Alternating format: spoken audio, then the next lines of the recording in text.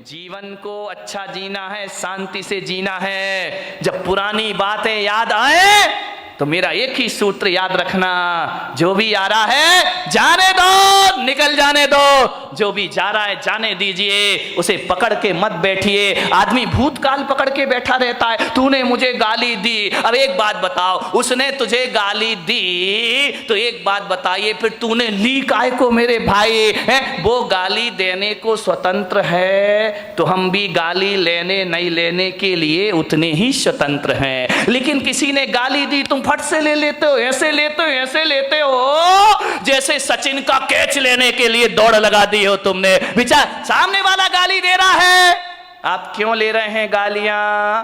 पहले जमाने में आपको मालूम है, अपने संवाद को भेजने के लिए लोग चिट्ठियां लिखा करते थे। चिट्ठी लिखते थे और क्या करते थे मालूम है? उस चिट्ठी में टिकट नहीं लगाते थे।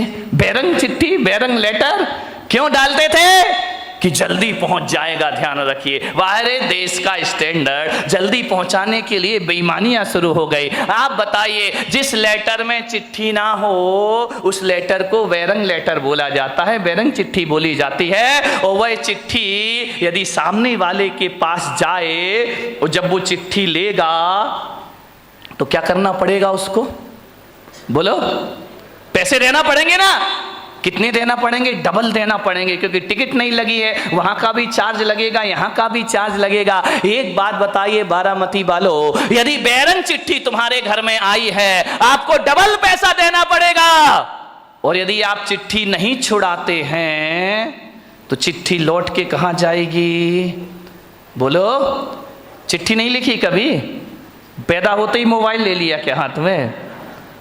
वह चिट्ठी लौट के वहीं जाती है जहां से आती है। यदि आपने चिट्ठी नहीं छुड़वाई तो बैरंग लेटर, बैरंग वापस चला जाता है, और जब वहां जाता है तो उससे डबल किराया वसूल किया जाता है। आपसे मेरा निवेदन है, गाली भी एक बैरंग चिट्ठी हुआ करती है, सामने वाला हमें दे रहा है, और यदि हम उस गाली को स्वीकार ना करें, उस गाली को ना लें, तो गाली लौट कर कहां जाएगी? जहां से आई है वही। लेकिन आदमी तो बैरंग चिट्ठी लेने को तैयार खड़ा है, पढ़ से ला क्या लिखा है। ध्यान रखना, जितना चिट्ठी भेजने वाला स्वतंत्र है उतना लेने या नहीं लेने वाले आप भी स्वतंत्र हुआ करते हैं। किसी ने गाली बकी, आप लेते क्यों हो?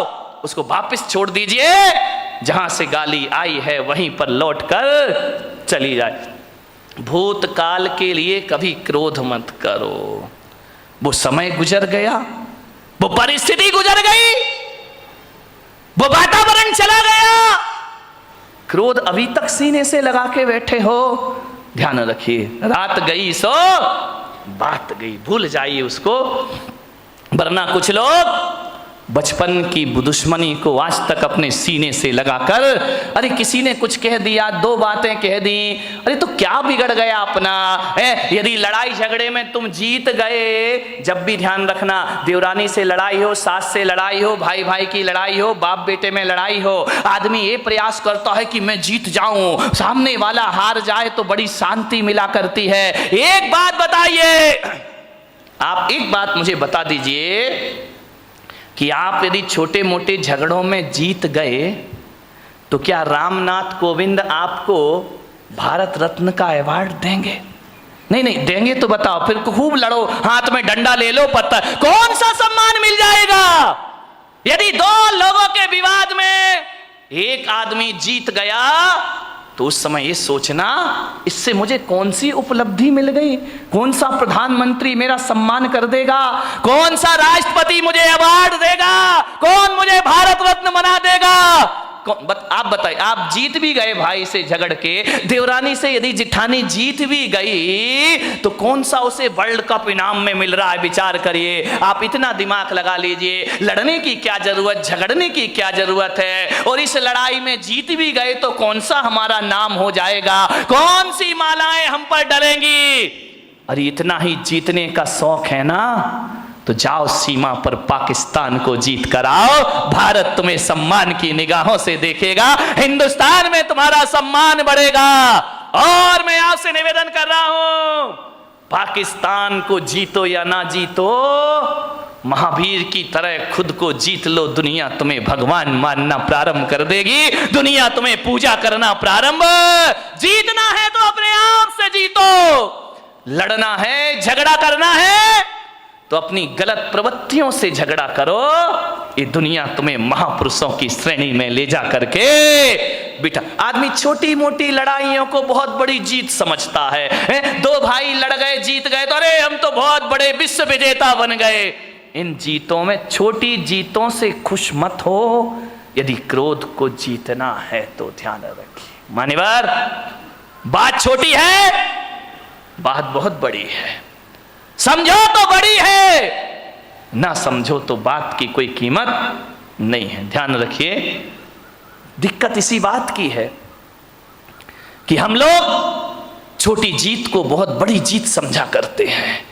क्या होगा, किसी से बहस करने में जीत गए, ये बहुत बड़ी जीत नहीं होती है। जीते हो किसी ने देश तो क्या, हमने तो दिलों को जीता है। ध्यान रखिए, दिलों को जीतने का प्रयास करिए। किसी से लड़के जीत गए तो बहुत बड़े विजेता या सम्राट नहीं कहला जाओगे। एक बात याद रखना, यदि कमठ जीत भी जाता तो दुनिया उन्हें पारसनाथ नहीं मानती। रावण जीत भी जाता तो राम की तरह उनके मंदिर नहीं बनाए जाते। ध्यान रखना, रावण हार गया, राम जीत गए। लेकिन एक बात ध्यान रखना, राम इसलिए महान नहीं है कि उन्होंने रावण को मारा है। राम इसलिए महान है कि पूरे दो साल तक रावण से युद्ध चला, लेकिन राम के चेहरे की मुस्कुराहट कभी खत्म नहीं हुआ करती है। इसलिए राम के दुनिया में मंदिर बनाए जाते हैं। ध्यान रखिए, थोड़ा सा समझने का प्रयास करिए मान्यवर। कई लोग भविष्य के झगड़े करते हैं, कई का क्रोध फ्यूचर टेंस को लेकर होता है। मेरा क्या होगा, कल कह रहा था ना वो सेठ, मेरे बच्चों के बच्चों का क्या धत तेरे की सामान 100 बरस का पल की खबर। क्यों जोड़ रहा, क्यों इतना सब कुछ कर रहा, आने वाली पीढ़ी के लिए जोड़ करके जा रहा हूं, उनका भविष्य बना रहा हूं। अपना बच्चों का भविष्य बनाने में भाई का भविष्य बिगाड़ देते हो आप। विचार करिए, अपनी आने वाली पीढ़ियों के भविष्य के लिए वर्तमान पीढ़ियों को आप तबाह कर देते हो। ध्यान रखना है मान्यवर, भविष्य को लेकर क्रोध करते हैं। एक मुल्ला नसरुद्दीन था, वो बंबई जा रहा था, पूना से, यहां से तुम्हारी बारामती से बंबई जा रहा था। बेटा स्कूल से आया, जैसे ही स्कूल से बेटा आया उसने बैग रखा, मुल्ला ने तड़ा तड़ 10-20 चांटे जमा दिए उसके गाल में। पत्नी बोली, यार तुम्हारा दिमाग खराब हो गया है, बच्चा अभी स्कूल से आया है और तुमने इसको 10 चांटे लगा दिए। अरे मुल्ला ने कहा तू चुप खड़ी रह, तू बीच में मत बोल। अरे तो बोले तू मार काय को रिया है? बोले मैं बंबई जा रहा हूं इसलिए इसकी पिटाई कर रहा हूं। अरे यार ये कोई बात है कि तुम बंबई जा रहे हो बच्चे की पिटाई कर रहे हो? अरे बोले मार लेने दे आज इसको जी भर के। अरे बोले तू कैसा बाप है भाई, एक बाप बच्चे से दूर जाता है तो गले लगाता है, प्यार करता है, और तू इसकी पिटाई कर रहा। मुल्ला ने कहा आज इसे जी भर के पीट लेने दे, मैं बंबई जा रहा हूं, महीने भर लौट के नहीं आऊंगा, आज इसे पिटाई करके जाऊंगा। अरे पत्नी ने कहा कि यार मार क्यों रहा है? बोले तू नहीं समझेगी, मार इसलिए रहा हूं कि अब मैं महीना भर तो घर आऊंगा नहीं, परसों इसका रिजल्ट आने वाला है और मुझे मालूम है फेल होगा, और जब मैं यहां नहीं रहूंगा तो इसे मारेगा कौन? तेरे की आदमी, फिजूल की बातों के झगड़े हमारे घरों में हुआ करते हैं। जिठानी लड़ती है, पति समझाता है कि झगड़ा मत कर, तुम कुछ नहीं समझते हो, तुम्हें अपने बच्चों का भविष्य दिखाई नहीं दिया करता है, भविष्य को लेके झगड़े कर रहे हो। एक बात ध्यान रखिए, न भूत को स्मरण करो न भविष्य की चिंता करो, वर्तमान में जियो और वर्धमान बन करके खड़े हो जाइए, आपके जीवन की समस्याओं का हल हो जाएगा। जो वर्तमान में जिएगा वो वर्धमान होगा, जो भूत में जिएगा भूत बन जाएगा। भविष्य हमारे हाथ में होता नहीं है, ध्यान रखिए मान्यवर। किस बात के झगड़े होते हैं? छोटी छोटी बातों पे लड़ जाते हैं हम लोग।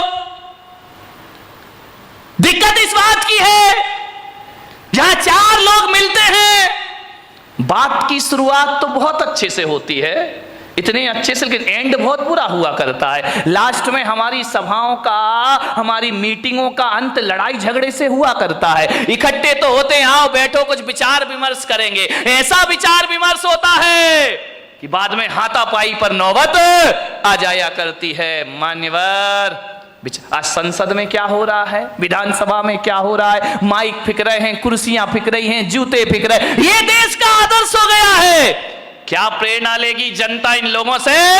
मान्यवर, जीवन को महान बनाना है तो सहन करना सीखिए। सहनशीलताएं खत्म हो गई हैं हमारी। दो बात किसी की कोई बर्दाश्त नहीं करता है।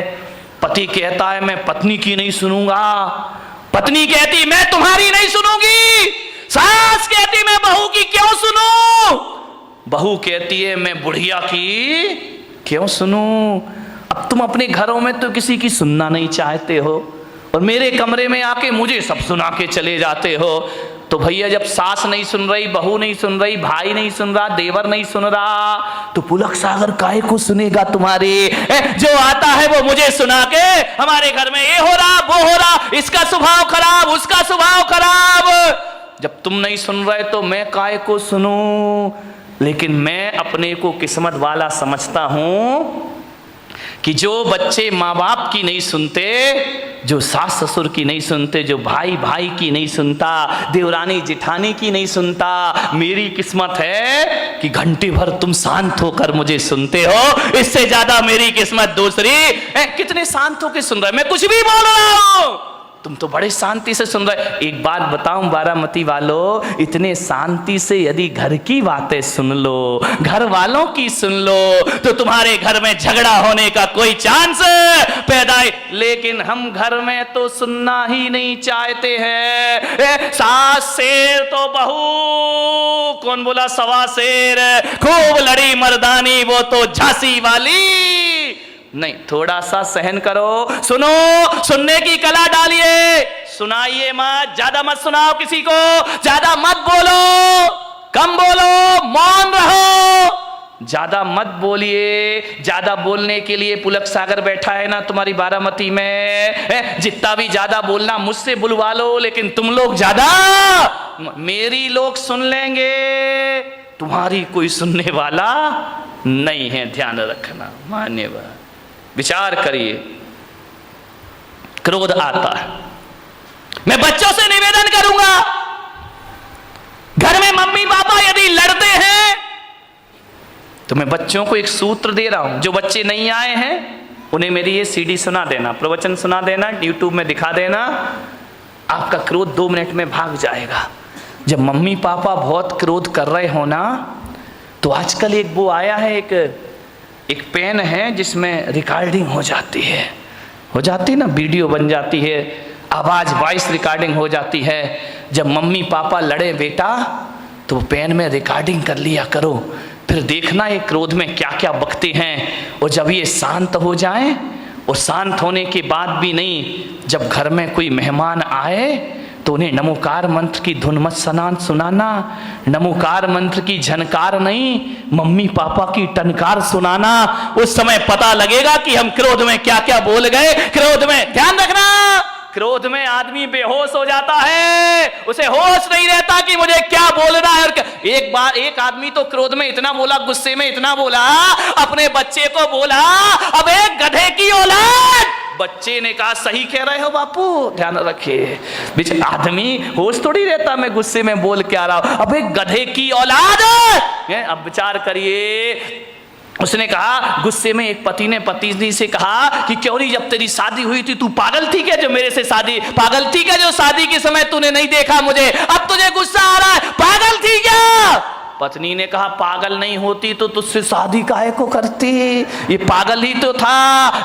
एक बार क्या हुआ, एक पत्नी ने अपने पति से कहा, यार तू तो इतना भोला है, इतना भोला है, इतना भोला है कि तुझे तो कोई भी बेवकूफ बना सकता है। पति ने कहा ज्यादा मत बोल, बोले तुझे कोई भी बेवकूफ बना सकता है। पति ने कहा बिल्कुल सच कह रही है, सबसे पहले बेवकूफ तो तेरे बाप ने मुझे बनाया जो तेरे से शादी कर दी। ध्यान, आदमी क्रोध में क्या क्या भूल जाता, उसे होश ही नहीं रहता, पता ही नहीं रहता। सब रिकॉर्डिंग कर लो और जब मेहमान आए, यदि सासू बहू लड़ रही हो ना तो देवरानी रिकॉर्डिंग कर ले, और जब कोई मेहमान आए तो चालू कर देना, शर्म से पानी पानी हो जाएंगे लड़ने वाले। और अब जब भी लड़ेंगे तो याद रखेंगे कोई शैतान मेरी मोबाइल में फोटो तो नहीं बना रहा है, कोई आवाज तो टेप नहीं कर रहा। ध्यान रखना, क्रोध ज्यों-ज्यों बढ़ता है भाषा असभ्य होते चली जाती है, भाषा अपनी सभ्यता खो दिया करती है। क्रोध में जितने निकृष्ट वचन हो उतने एकत्रित कर लिए जाते हैं, लेकिन जब प्रेम होता है तो भाषा भी संभलती है और व्यवहार भी संभल जाया करता है। ध्यान रखिए मान्यवर, क्रोध से बचने का प्रयास करिए। सामने वाला यदि क्रोध करे तो हम क्या करें मालूम है? जब हम लोग बचपन में थे तो साइकिल चलाना सीखते थे। हमारे घर कोई भी आ जाए, वो घर में बात कर रहा, अपन उसकी साइकिल लेके भाग जाते थे। कभी कभी कोई साइकिल नहीं देता था ना तो एक शैतानी कर देते थे, उस साइकिल की हवा निकाल दिया करते थे, साइकिल में सुई कांटा चुभो के पंचर कर दिया करते थे, फिर वो आदमी घर नहीं जा पाता था। मैं भी आपसे कह रहा हूं ऐसी शैतानियां तुम लोग मत करना जो हम लोगों ने बचपन में की हैं, लेकिन आपसे कह रहा हूं इस दिमाग में भी बहुत क्रोध की हवा भरी हुई है। और जब क्रोध की हवा भर जाए और जब क्रोध प्रकट होने लगे उसे पंचर कर देना, थोड़ा सा क्रोध की हवा निकल जाएगी, क्रोध शांत हो जाएगा। पंचर कर दीजिए दिमाग को। पंचर कैसे करेंगे? ऐसे मत करना कि तुम यहाँ पे कांटा चुभो रहे हो दिमाग में, पंचर नहीं है तो दुर्घटना घट जाएगी। पंचर करने का मतलब इतना ही है कि यदि सामने वाला गुस्सा कर रहा है, क्रोध कर रहा है, तो अपने क्रोध की हवा निकाल दो, अपने क्रोध के टायर ट्यूब को पंचर कर दो। कैसे पंचर कर दो कि भैया जो तू गुस्सा कर रहा है, गालियां दे रहा है, इसका जवाब मैं 5 मिनट बाद दूंगा। ध्यान रखिए, थोड़ा सा धैर्य, 5 मिनट बाद जवाब दूंगा। मैं कहता हूं यदि 5 मिनट बाद जवाब देने का संकल्प ले लिया तो समझना हमारा क्रोध पंचर हो गया, हमारा गुस्सा पंचर हो गया। 5 मिनट बाद आप उस क्रोध का जवाब कभी नहीं दे पाएंगे। ध्यान, आपको लगेगा यार किन बातों पे लड़ रहे थे, किन बातों पर बहस हो रहा था, ये लड़ने जैसे कोई तो बात ही नहीं। क्रोध को पंचर कर दीजिए। एक आदमी को मैं जानता हूं, वो एक चिट्ठी लिख रहा था, ऐसी चिट्ठी ऐसी चिट्ठी ऐसी चिट्ठी, 4 पेज भर दिए उसने। इतनी गालियां, इतने गंदे शब्द। मैं वहां पहुंच गया, मैंने कहा क्यों भाई क्या कर रहे हो? अरे बोले मेरा दोस्त है ना, अब दुश्मन बन गया है, बहुत मेरा अपमान किया उसने। मैं चिट्ठी लिख रहा हूं, हजारों गालियां उसने चिट्ठी में लिख दी। तेरा सत्यानाश हो, तू बर्बाद हो, तू धोखेबाज है। लालू चिल्ला रहा ना नीतीश को कि तू धोखेबाज है, तू धोखेबाज है, तूने धोखा दिया, गठबंधन तोड़ा, 1000 गालियां। ध्यान, चिल्लाते रहो, अभी तो सारी दुनिया में मोदी ही मोदी चल रहा है। ध्यान रखिए, 1000 गालियां लिखी उसने। बोले मैं इसको पोस्ट करने जा रहा हूं, उसके पास पहुंचेगी ये चिट्ठी। मैंने कहा एक काम कर मेरे भाई। बोले क्या? मैंने कहा एक काम कर, ये चिट्ठी तूने लिख दी? बोले लिख दी। मैंने कहा इसको आज नहीं कल पोस्ट ऑफिस में डालना, लेटर बॉक्स में डालना। बोले नहीं मैं तो आज ही डालूंगा। मैंने कहा नहीं तो कल डालना। तो बोले कि इससे क्या हो जाएगा महाराज, मेरा क्रोध ठंडा हो जाएगा। मैंने कहा बिल्कुल ठंडा हो जाएगा, तू हो या ना हो ये चिट्ठी तू कल डालना, लेकिन एक बात याद रखना, आज इस चिट्ठी को पैक मत कर, रखा रहने दे, कल पैक करना, टिकट लगाना और अपने दुश्मन के एड्रेस पर डाल देना। बोले ठीक है आप कह रहे तो ये नियम में पाल लेता हूं। उसने हजारों गालियां लिख करके एक लिफाफे में रख दी। दूसरे दिन जब डालने को गया तो उसने कहा कि यार एक बार पढ़ तो लूं, कोई गाली इसमें कम तो नहीं रह गई है। जैसे ही उसने पढ़ा, उसने देखा यार मैं कितना स्टैंडर्ड का आदमी और इतनी घटिया गालियां लिखा करता हूं, आप विश्वास नहीं करेंगे। जैसे ही उसने चिट्ठी पढ़ी, क्रोध शांत हुआ, चिट्ठी को फाड़ फूड़ कर डस्टबिन में डाल दिया। बोले जवाब देने से कोई मतलब। ध्यान रखना, क्रोध तात्कालिक पागलपन है, और जब ये पागलपन पैदा होता है तो एक बात याद रखना, क्रोध तात्कालिक पागलपन की निशानी है। जब आदमी क्रोध में होता है तो पागलों जैसी हरकतें प्रारंभ कर दिया करता है। लेकिन एक बात ध्यान रखना, ये ऐसा पागलपन है जो जब पागलपन ये दूर होता है ना तो पश्चाताप दे करके जाता है हमारी जिंदगी को। सिवा पश्चाताप के हमारे हाथ कुछ लगता नहीं। क्रोध के तात्कालिक पागलपन को शांत करिए, वरना जिंदगी भर आपको पछताना पड़ेगा। ध्यान रखिए, क्रोध तो छोटी सी का टेम्परेरी चीज है, परमानेंट चीज नहीं है। लेकिन क्रोध में जो भी हम करते हैं वो हमें जिंदगी भर के लिए पश्चाताप दिया करता है। ध्यान रखिए, एक बात याद रखना, क्रोध पे थोड़ा ब्रेक लगाना है तो तात्कालिक उत्तर मत दीजिए, थोड़ा सा इंतजार करिए। क्रोध अपने आप शांत होकर के चला जाएगा। ये क्रोध पैदा क्यों होता है आप बताइए? हर आदमी को क्रोध आता है। क्रोध क्यों पैदा होता है? जब अपेक्षा बढ़ जाती है तो क्रोध का जन्म हो जाया करता है। उम्मीदें लगाते हैं हम बहुत ज्यादा उम्मीद लगाओगे, ज्यादा अपेक्षाएं रखोगे और उस अपेक्षा की उपेक्षा हो गई तो महाभारत प्रारंभ हो जाएगा। ध्यान रखिए, आप घर से चल के आ रहे हैं, आपका दोस्त रास्ते में मिल गया, आपने उम्मीद लगाई, आपने अपेक्षा लगाई कि राम राम करेगा, जय जिनेंद्र करेगा, देखेगा, मुस्कुराएगा, और यदि उसने नहीं देखा और तुम्हें देख करके मुंह फेर लिया, भीतर क्या प्रयोग होगा? क्रोध पैदा हो जाएगा। अच्छा बच्चों, हमसे ही बच के चल रहा है, हमसे आंखें फेर रहा है, कल तक हमारा दोस्त था, आज निगाहें फेर के जा रहा है, देख लूंगा मैं तुझे। क्रोध पैदा हो गया। ध्यान, आपसे एक निवेदन है, यदि कोई अम्मा जी बीमार पड़ जाए, दो बहुएं उसकी हो और दो बहुएं घर में हो, और जब बीमार पड़ती है तो अम्मा जी अपेक्षा रखती है कि एक बहू आकर मुझे एक गिलास पानी देगी, टैबलेट देगी, दवाई देगी, एक बहू मेरे सिर दबाएगी। ध्यान रखना, आप सोचते हैं कि बहू सेवा करेगी और बहू ने सेवा नहीं की तो क्या पैदा होगा? क्रोध पैदा होगा। अच्छा, खा रही हैं, रह रही हैं आराम से, थोड़ी सी सेवा नहीं करती, मैं बीमार पड़ी हूं, आके नहीं देख सकती हो। मैं अम्माओं से निवेदन करूंगा, यदि दोनों बहुएं पीहर चली गई हैं, घर बेटे बाजार में गए हैं और अब आप बीमार हो और अब आपको दवाई खाना है और जब बहुएं घर में नहीं हैं तो बताइए अम्मा जी आप क्या करोगी? विचार करिए, बताइए। आप बीमारी की हालत में भी पलंग से उठोगी, उठने के बाद किचन तक जाओगी, गिलास में पानी लोगी, दवाई हाथ से खोलोगी और खा जाओगी। विचार करिए, यदि घर में सुखी रहना है तो बहुओं से ज्यादा अपेक्षाएं मत लगाइए। जब तक हाथ पैर चलते हैं अपना काम खुद करो और आनंद से जीवन गुजारिए, लाचार मत बनिए।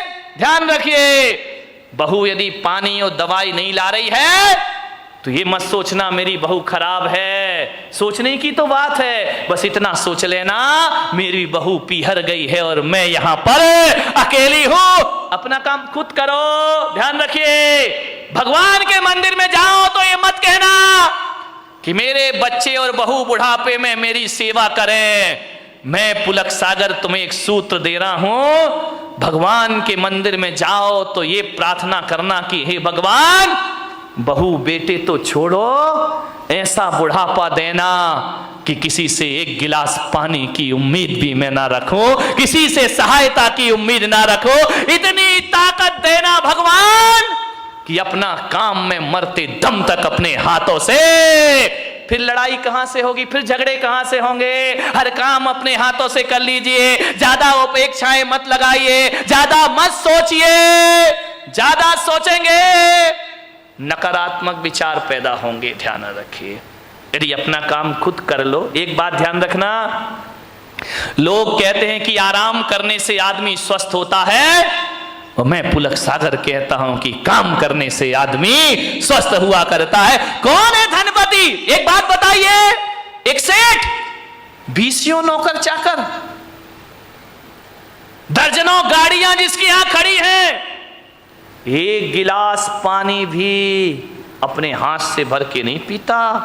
नौकर पानी लाके देते हैं, दूध वाला दूध लाके देता है, सब्जी वाला सब्जी लाके देता है, बहुएं हाथों पे खाना लिए खड़ी रहती हैं, 4 नौकर आगे और 4 नौकर पीछे चलते हैं। ऐसी जिंदगी बना ली इस आदमी ने। बिना नौकरों के जिंदगी नहीं चलती है। और एक बात बताओ मेरे भाई, जिस दिन नौकर नहीं आए उस दिन क्या हालात होंगे तुम्हारे। जिस दिन बहुओं ने देना बंद कर दिया उस दिन क्या हालात होंगे तुम्हारे। मैं उस आदमी को धनपति नहीं मानता जिसका पानी का गिलास नौकर लेके चलता है। अरे आप विचार करिए, अपने पीने के लिए एक गिलास का पानी भी ना ले पाओ तो तुमसे बड़ा अपाहिज इस धरती पर कोई दूसरा नहीं हो सकता है। तुमसे बड़ा विकलांग कौन होगा। नौकर ना आए तो पानी नहीं पी सकता, नौकरानी ना आए तो चाय नहीं बन सकती।